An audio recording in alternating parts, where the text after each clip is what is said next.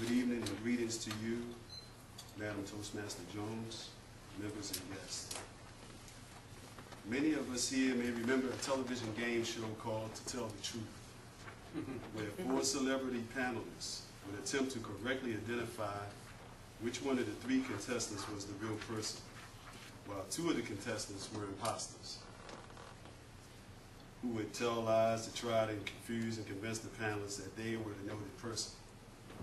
Finally, at the end of the show, the host would ask, "Will the real Joe or Jane please stand up?" And the person would finally reveal himself at that time.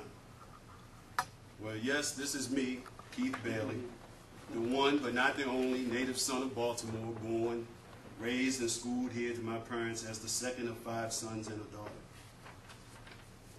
I say not the only because as my mother had me believe that I was the original, the prototype from which the mold was broken and no other could follow. As it would happen through life, I found out that I wasn't the only Keith Bailey, but actually maybe 1 or 4 others of the same name that were locally listed in the area, through phone book and such. Initially, in my younger days, I was fluid. The teacher called, "Would Keith Bailey please stand up?" and 2 other people came out of the crowd along with me. So how dare could I ask my mother about how this could have happened? I wanted to be the only one for her. And then it came to me an idea about the thousands of John Smiths and Jane Does and how they must feel. And what could I do to distinguish myself from these imposters, fakes, and phonies carrying my name? I thought about how it is important to do this even more so by following the events that have occurred over the last month, with us entering into an area of extraordinary times in U.S. and world history, and our nation electing its 44th president as an African American.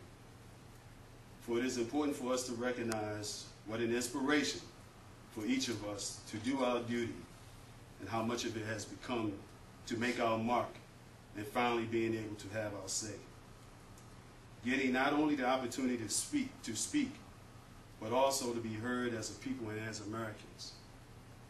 It has truly become a time to speak, and it has become a time to fully understand the power of the spoken word.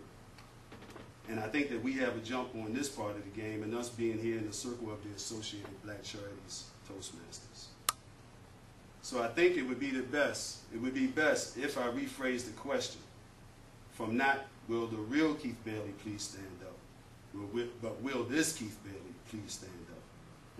Will this Keith Bailey stand up for his family and help them toward actualizing their potential to aspire to their dreams? Will this Keith Bailey stand up for serving his community, making it a stronger, more viable cooperative as neighbors?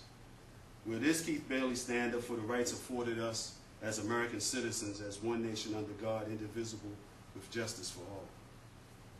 I'm here to say he will. And I hope that we will become inspired by the things that have happened in this past times. Thank you.